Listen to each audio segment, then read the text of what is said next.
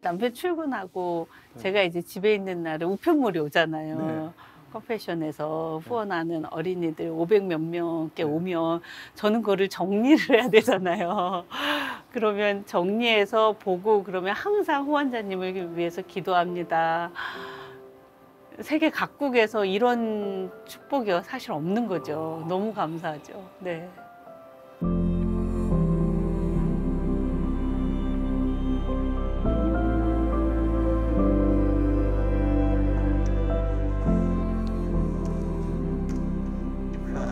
안녕하세요. 그 인사를 짧게. 안녕하세요. 저는 컴패션 후원자이고 새아이의 엄마인 하얀입니다. 방금 소개한 우리 하얀 님의 남편 허달령 컴패션 후원자입니다.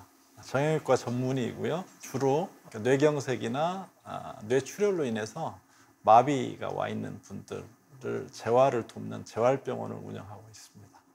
두 분이 오셔서 너무 반가워요. 네, 저희 1+1이에요. 너무 좋습니다. 플러스가 이쪽에 계신 거죠? 오리지널 1 플러스 1. 예, 당연하죠. 별책 부록. 예. 또 함께 나오시게 된 또 특별한 또 다른 이유가 있으실까요? 저희가 계속 이제 후원을 하는 과정이나 비전 트립이나 이런 데 항상 함께하고 있기 때문에 후원하는 아이들을 같이 양육하는 전우인 거죠. 그 전후 부분도 저는 너무 공감합니다. 격하게 공감합니다. 네.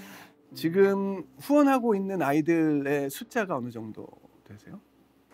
지금 575명으로 알고 있는데 처음부터 단박에 500명 하겠습니다 이거 아니었을 것 같은데 어떻게 하다 이렇게 발전이 되셨어요? 어느 날 이제 교회에서 예배 보고 나오는데 교회 예배 중에 이게 아이를 한 500명을 후원하고 싶다는 마음이 벌컥 들어오는 거예요. 그런데 그 생각이 너무 강하게 들어서 이제 예배 끝나고 나오면서 집에 가는 길에 아내한테 물어봤어. 여보, 내가 500명 후원하고 싶은데 아내가 대답도 안 해. 이게 미쳤나 뭐 이런 그런 표정. 이게 제정신이 아니구나 얘가. 뭐 거의 이런 표정이었어요. 그러고 지나갔어요. 처음에는 이제 뭐 100명 이렇게 진행될 때까지는 괜찮았었는데 이제 갑자기 500명을 한다고 했을 때는 정말 큰 숫자잖아요. 500명이라는 게. 아주 큰. 네네. 그래서 이제 후원 어린이들을 이제 중도에 후원을 못 하게 되는 상황이 발생할까봐 밤에 잠을 못 자고 힘들어하는 거를 지켜보기 때문에 이제 이런 생활을 권유하지는 않았던 거죠. 네. 근데 제 마음속에는 계속 좀 있는 거예요. 그게. 그래서 그 전에는 그 수술하는 의사로서 쭉 살다가 이제 방향을 좀 바꾸게 됐어요. 그러면서 이제 같이 맞물리는 거죠. 이제 병원을 하게 되니까 잘 운영이 되면 할 수 있겠다. 막상 오픈을 하니까 생각같이 안 되더라고요. 그게 몇 년 전이에요? 4년 전이요. 근데 또 4년 코로나가 터졌죠. 네.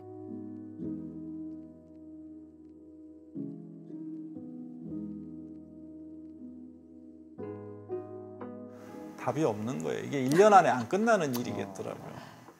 계속 적자가 한 6개월 동안 나니까 이제 통장에 거의 한 푼도 없는 상황이 돼서 최소한 1년은 무조건 가겠다는 상황 속에서 부담감보다 두려움이 크더라고요. 이 두려움에 눌리는데 그게 너무너무 힘들었어요. 그래서 그 어떻게 시간이 지나갔는지 모르게 지금 2년이 지나간 것 같아요. 그런 와중에 이제 정말 저희 의료진들하고 직원들이 열심히 조심하고 환자 케어를 해서 2년 동안 코로나 환자가 안 나왔어요. 코로나 환자가 정말 감사하게도 안 나와서 그 병원은 이제 조금씩 성장을 해서 그 와중에도 유지가 되고 있었고. 저 두 분은 돈에 대해서는 1도 걱정 없으신 분들인가 보다. 그냥 아주 금전적으로는 편하시기 때문에 이렇게 하실 수 있나 보다라고 생각을 했거든요. 일반 사람들은 그렇게 생각할 수 있잖아요.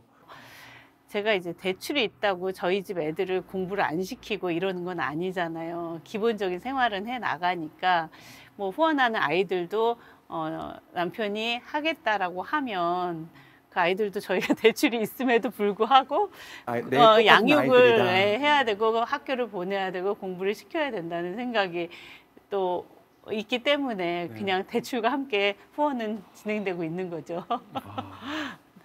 그러면 지금 이 순간도 병원의 운영과 500명의 아이들의 그 후원을 마음 놓을 수 있는 상황이 아닌 거네요. 지금도. 그럼요. 금리가 또 올랐어요. 맞아요. 대출 많이 하셨는데 금리 많이. 네. 그래도 다행이죠. 이번 달도 후원을 할 수 있어서 다행이죠. 네. 이 같은 믿음을 가진 아내와 함께 기도하고 그 시간을 지나갈 수 있고 같이 미래를 바라볼 수 있는 것이 저는 엄청난 축복이라고 생각이 들어요.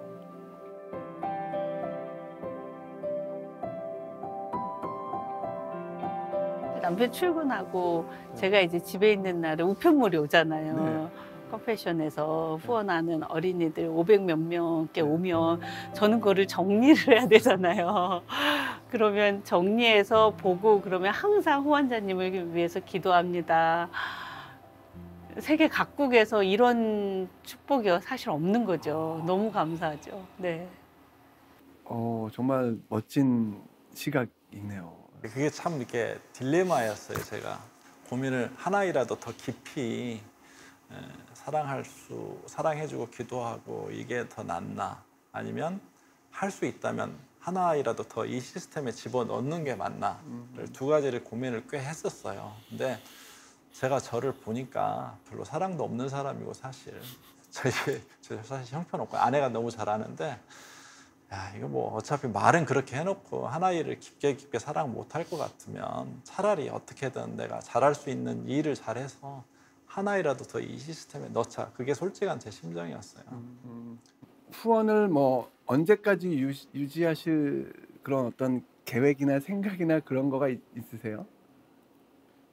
이제 사실 보통 아이들을 후원하려면 한 13, 14년은 해야 되잖아요.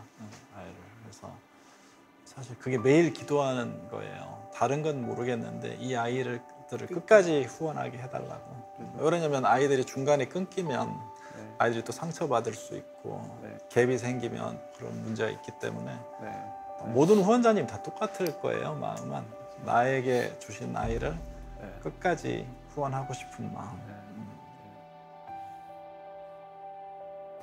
어떻게 보면 그 아이의 숨어있는, 살아있는, 아직 빛이 나지 못한 생명을 살리는 일이라고 생각을 했기에 더 한 명이라도 더 후원하고 싶고, 지금도 할 수 있다면 더 늘리고 싶은 마음이 있는 건 사실이에요. 한 아이를 후원함으로 역설적으로 우리가 그 아이를 돕지만 결국 우리가 가장 행복해진다고 생각을 합니다.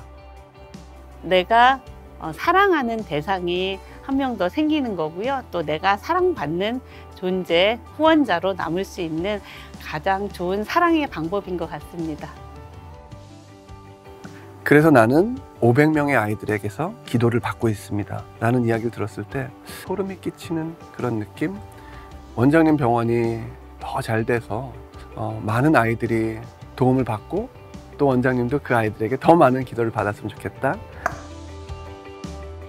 나는 하얀입니다. 나는 허달령입니다.